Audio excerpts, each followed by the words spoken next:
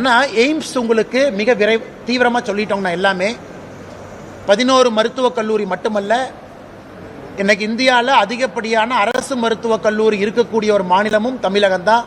அது எல்லாத்துக்கும் தெரியும். ஒரே நேரத்தில் எந்த மாநிலத்துக்கும் ஒரே ஷாட்டில் 11 கொடுக்கல, அதுவும் தமிழ்நாடு தான்.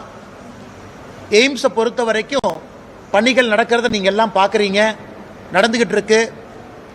முழு பயன்பாட்டிற்கு விரைவில் வர இருக்கு, அதுவும் உங்களுக்கு பார்த்துக்கிட்டு இருக்கீங்க.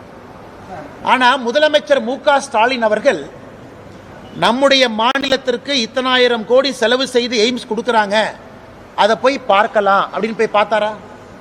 இதனை மதுரை மு.க. ஸ்டாலின் அவர் கீழே இல்லையா? மதுரை தனி ஜோனா? தமிழ்நாட்டில் முதலமைச்சர் கீழே மதுரை வராதா? எத்தனை முறை மதுரைக்கு போறாரு?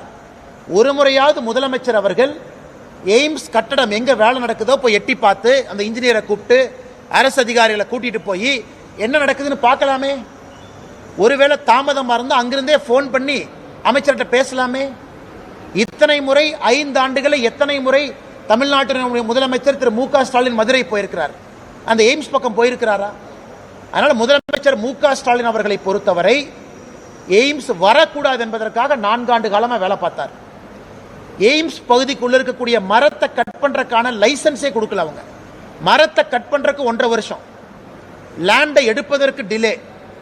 ஒன்றொன்றும் கூட மாநில அரசு எவ்வளவு டிலே பண்ண முடியுமோ, எவ்வளவு மோசமாக காலம் தாழ்த்த முடியுமோ, அங்க இருக்கக்கூடிய பஞ்சாயத்து ஆரம்பித்து எல்லா தமிழ்நாட்டு அரசனுடைய துறைகளை வைத்து அவ்வளவு வேலை செஞ்சு பார்த்தாங்க.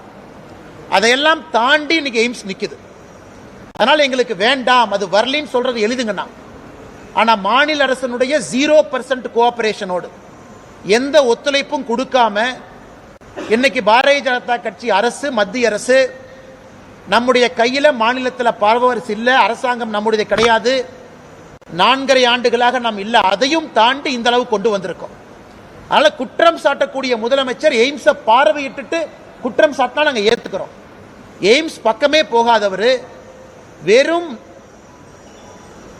அசம்பிளியில மட்டும், லெஜிஸ்லேட்டிவ் அசம்பிளியில மட்டும் மைக் எடுத்து பேசுறவர், மேடையின் மீது பேசுறவர், கொஞ்சம் கூட அக்கறை இல்லாத முதலமைச்சராக தான் இருந்திருக்கிறாங்க.